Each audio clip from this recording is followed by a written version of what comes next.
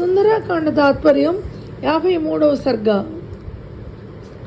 మహాత్ముడు తన సోదరుడైన విభీషణుని దేశ కాలాలకు అనుగుణమైన పలుకులు విని దశకంఠుడైన రావణుడు ఇలా స్పందించాడు. విభీషణ, నువ్వు చెప్పింది సబబే, దూతవధ నిజమే. కనుక ఇతడికి మరణదండనకు బదులు మరొక దండన విధించే తీరాలి. వానరులకు వాలం అంటే ఎంతో ఇష్టము, అలంకారయుతమైనది. కనుక ఇతడి తోకకు నిప్పు అంటించండి. కాలిపోయిన తోకతో ఇతడు తిరిగి వెళ్ళేటట్లు చేయండి.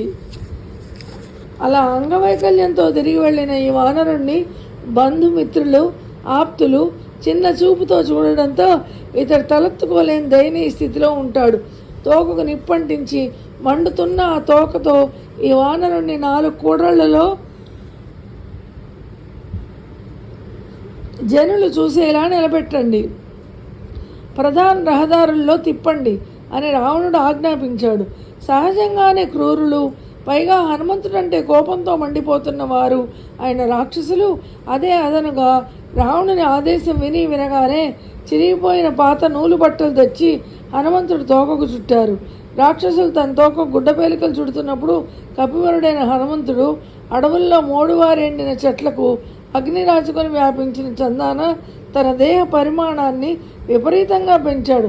తోకకు చుట్టిన గుడ్డలన్నిటినీ నూనెతో బాగా తడిపి ఆ రాక్షసులు నిప్పంటించారు.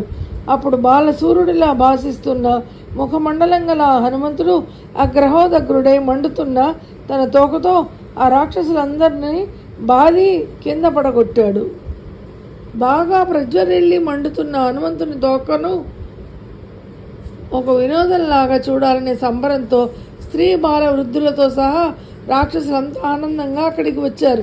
క్రూరులైన రాక్షసులందరూ కలిసి వానరోత్తముడైన హనుమంతుని మళ్ళీ బంధించారు. అప్పుడు అతడు సమయోచితంగా ఇలా యోచించాడు. ఈ బంధనాలను ఇట్టే తెంచుకునే ఆకాశంలోకి రివ్వునే ఎగిరి వీరందరినీ మట్టు పెట్టగలను.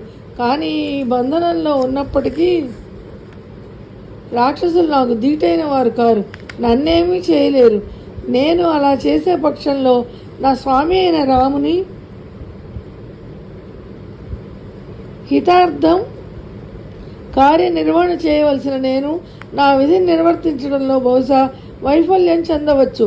రాముని కార్యసిద్ధి కోసం తిరుగుతున్న నన్ను ఈ దుర్మార్గులు రావణుని ఆదేశంతో బంధించారు. యుద్ధంలో ఈ రాక్షసులందరినీ సంహరించడానికి నేనొక్కడనే చాలు. కానీ రాముని ప్రీతికై ఈ రాక్షసుల ఆగడాలను సహిస్తాను. ఈ అవకాశాన్ని వినియోగించుకొని లంకానగరాన్ని నిశితంగా పరిశీలిస్తూ చూడవచ్చు.